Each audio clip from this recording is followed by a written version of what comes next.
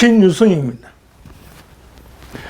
이 시간에는 동북공정을 깰 수 있는 청동기에 대해서 얘기하겠습니다. 여러분, 오늘날 전 지구는 여러 가지 전쟁에 휩싸여 있고 군사와 경제는 물론이고 심지어는 역사와 문화전쟁까지도 치열하게 전개되고 있습니다. 중국은 모택동의 문화혁명 때 수많은 문화유물을 파괴하고 나서 남은 게 없으니까 현재 중국은 문화적 갈증을 극심하게 느끼고 있습니다. 그래서 이웃 나라의 우수한 문화와 역사를 자기네 것으로 흡수하려고 음모를 꾸미는데 그것이 공정입니다.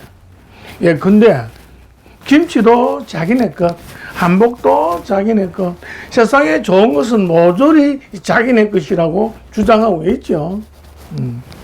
특히 아시아의 동북지방에 위치하고 있는 우리나라의 훌륭한 역사 문화를 왜곡하고 훔치려고 수작을 꾸미는 게 바로 동북공정입니다.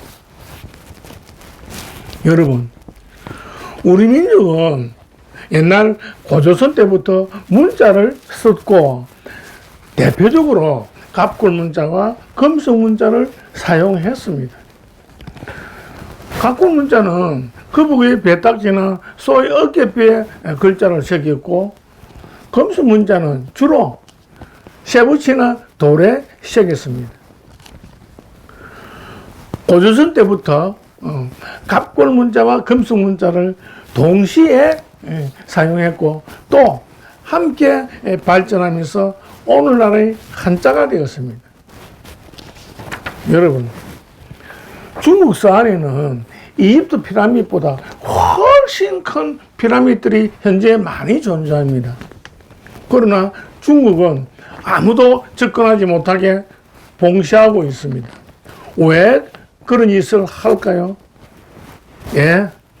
중국 역사학계에서 피라밋을 발굴했는데 막상 발굴하러 보니까 우리의 고조선 유물이 쏟아져 나오니까 충격을 받고 도로 파묻어 버렸습니다. 그 이후로 모든 사실을 철저하게 비밀에 붙였습니다. 그래서 중국은 피라밋 지역에 접근하지 못하게 봉쇄하는 겁니다. 여러분, 왜 우리의 수많은 유물들이 중국에서 발견될까요? 그렇죠. 우리의 옛 고조선이 중원을 지배하고 다스렸기 때문에 수많은 유물들이 중국에서 발견되는 것이 당연하겠죠. 중국의 산동반도에서 발견된 골방문자와 지리산 삼신봉에 새겨진 고대 문자를 비롯해서 갑골문자와 금속문자는 우리 민족이 우리말과 우리 풍습으로 만들었기 때문에 우리 민족이 아니면 갑골문자와 금속문자를 절대로 풀 수 없습니다. 여러분, 요즘 우리나라에는 유물들과 청동기들이 많은 것 같습니다. 그래서 사람들이 풀어달라고 많이 찾아오고 있습니다. 그래서 이 유물들을 자세히 살펴보면 우리 민족의 언어와 문자뿐만 아니라 우리 조상들의 훌륭한 지혜와 인류의 역사까지도 알 수 있습니다. 참고로 러시아의 세계적인 저명한 역사학자인 비츠루인 신부는 말하기를 고대 아시아의 역사에서 고조선 역사를 제외하면 아무것도 없다고 얘기했습니다. 참으로 옳은 말입니다. 여러분, 이 사진 속에 이 청동기가 궁금하시죠? 또 이 청동기가 왜 동북공정을 깰 수 있는지 알아보도록 합시다. 이 청동기는 고조선 때 나라의 아주 중요하고 기쁜 일을 기념하기 위해서 천하를 9개로 나누었기 때문에 모두 9개를 만들어 가지고 각 지방으로 보내주었습니다. 그것이 바로 이 청동기고 한국과 중국에서 발견되었습니다. 그런데 한국에 있는 청동기는 이 모습 그대로인데 중국에서 발견된 것은 이 글자가 있는 윗부분을 잘라 없애버렸습니다. 왜 그런 짓을 했을까요? 예. 역사를 왜곡하고 동국공정을 하기 위해서 그랬던 겁니다. 이 청동기는 옛날 고조선 때 당군이 47분이 있었는데 그 중에서도 출정한 전쟁의 신인 왕의 이름과 또 촛불 투구를 쓰고 있는 모습을 상징하고 있습니다. 중국은 척 봐도 고조선 전쟁의 신이고 또 고조선 유물인 줄 알기 때문에 어때요? 모르도록 윗부분을 잘라 없앤 겁니다. 특히 중국은 아랫부분에 사슴이 있고 각골문자로 자세한 내용이 있는데 이 내용이 뭐냐니까 사슴이 띠로는 중원의 들판인 탕록에서 전쟁의 신인 왕이 중국의 조상들을 전멸시켰다는 내용이 적혀 있는데 그것도 모르면서 중국이 옛날 고대 아시아를 통치하고 지배하면서 만드는 위대한 청동기 유물이라고 왜곡하고 대대적으로 선전하고 있습니다. 탕록은 사슴록,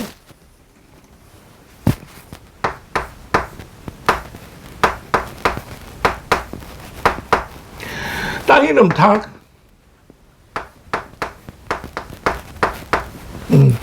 이것은 우리 민족이 고대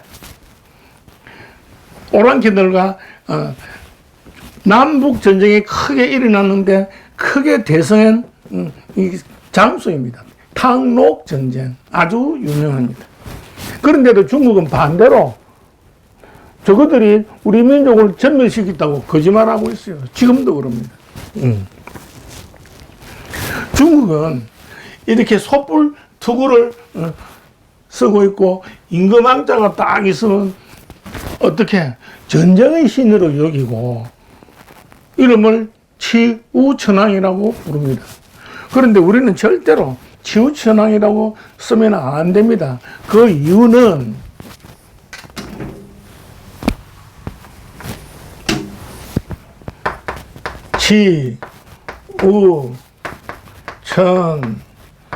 치우천왕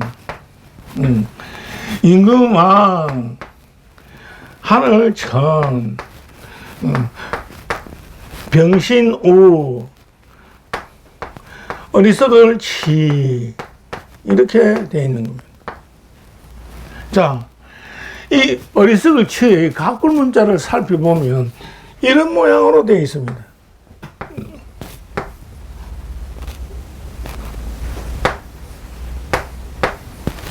자, 이 부분은 사람의 발입니다. 발이고 밑에는 이 독사입니다.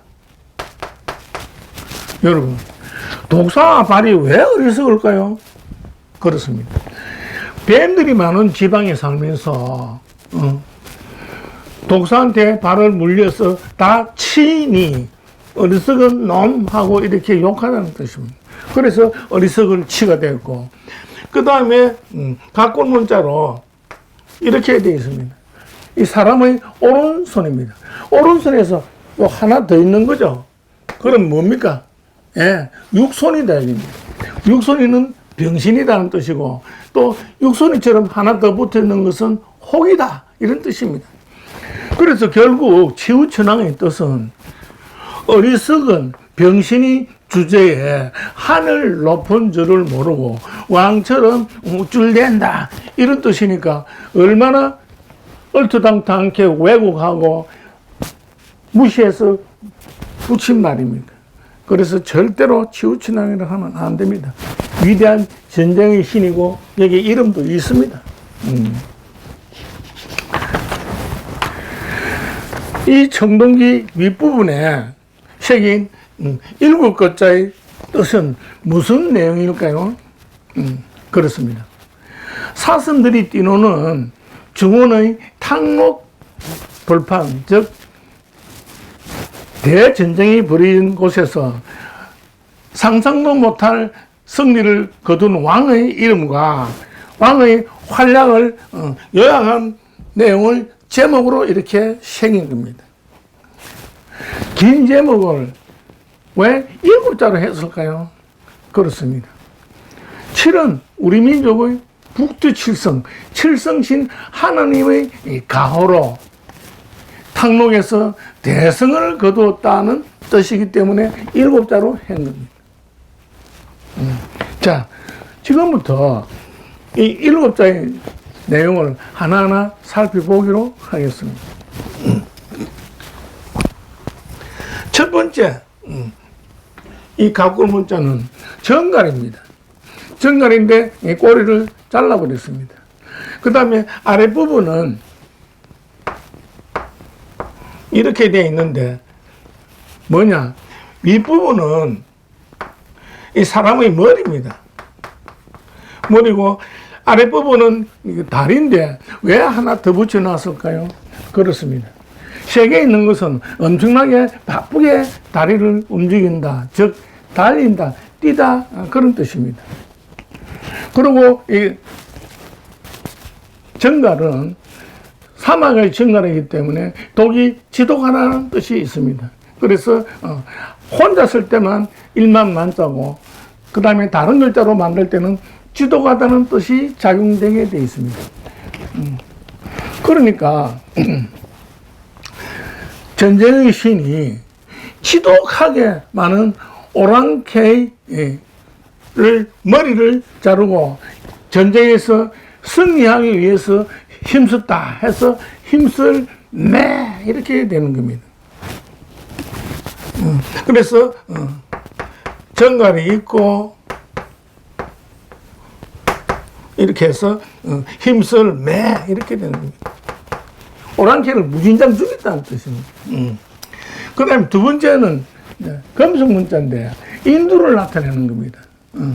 자, 인두의 가꿀 문자는 어떻게 생겼느냐 하니까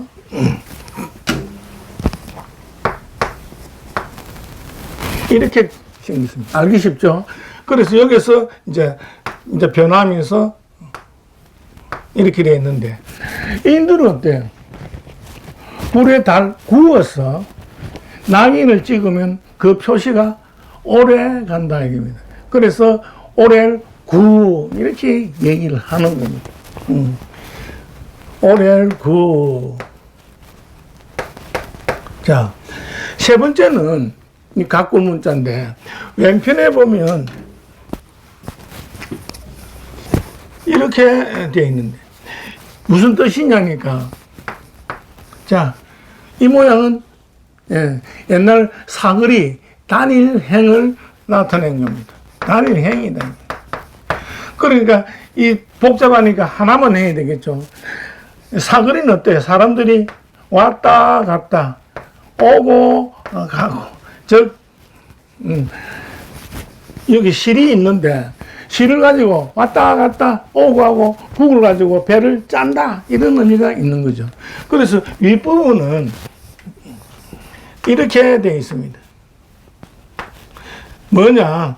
걸을 문이다. 걸을도 되지만은 걸을처럼 알아볼 수 있게 아름다운 문이라는 뜻도 있습니다. 그 다음에 아랫부분은 실로 이렇게 되어 있죠. 즉 실을 왔다 갔다 하면서 짜가지고 아름다운 무늬가 생기도록 하면 그것이 뭐냐?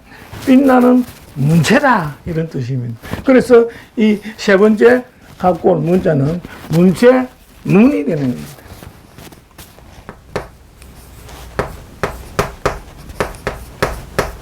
문체 문 이렇게 되고 그 다음에 네 번째 갖고 문자를 딱 보면 윗부분에는 전부 실타래가 있죠. 실타래가 이래 있습니다. 실타래가 있는데 하나를 요렇게 해놨죠. 뭐야? 실타래가 끊어진 모양이다 이겁니다. 이 제대로 다 실타래를 만들어야 되는데 하나가 끊어져 있으면 어떻게 해야 되죠? 연결해야 된다. 즉 이어야 된다는 겁니다. 그래서 이 갑구 문자는 뭐라고? 이열개가 되는 겁니다.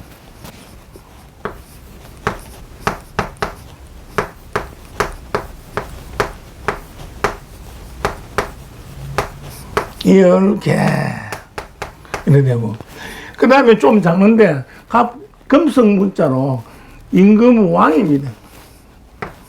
임금왕, 뭐 책 보면 아시겠죠? 임금왕 이렇게 되어 있고, 그 다음에 이 모양은 나무 목에다가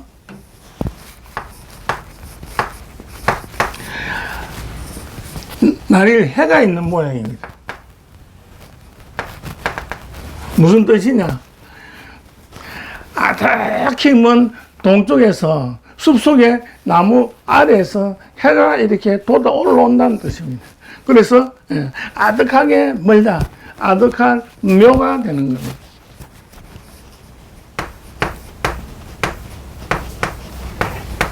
아득할 묘 이렇게 되고, 일곱 번째 이 갑구 문자는 좀 복잡하죠. 왜?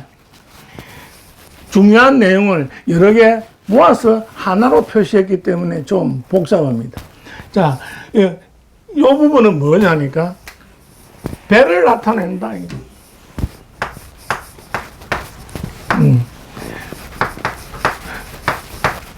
배주를 나타내고, 요 아래 부분에 보면 이 부분은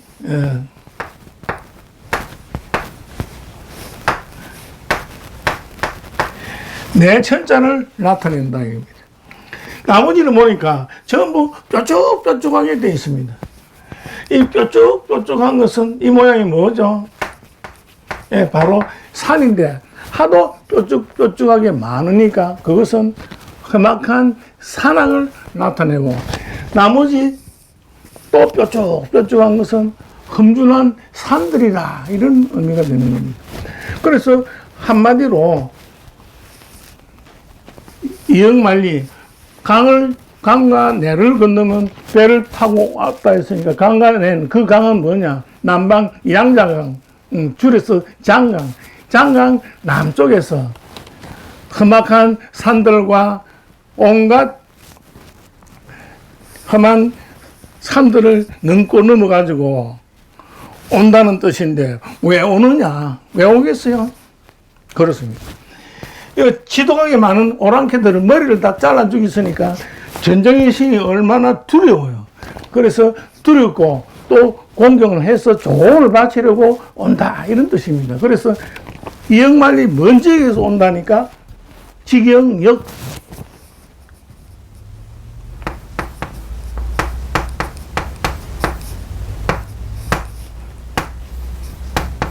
직영역 이렇게 되는 겁니다. 그래서 이 왕의 이름은 광개토 대왕처럼 이렇게 되어 있고, 그 다음에 이역만리에서 조공을 바치러 온다 이런 뜻이니까 결국 7자를 딱 정리를 해보면, 지독하게 오랑캐를 많이 죽이도록 힘쓴 왕이 위대한 업적을, 찬란한 문체적인 공적을 계승한 왕을 두려워하고 공경하여 아득히 먼 남방 양자강 남쪽에서 험악한 산을 넘고 험준한 산을 넘어서 조공을 바치려고 찾아온다는 뜻이 매구 문계왕 묘역 이렇게 되는 겁니다. 아시겠죠? 오늘은 여기까지 하고 다음에 또 하겠습니다.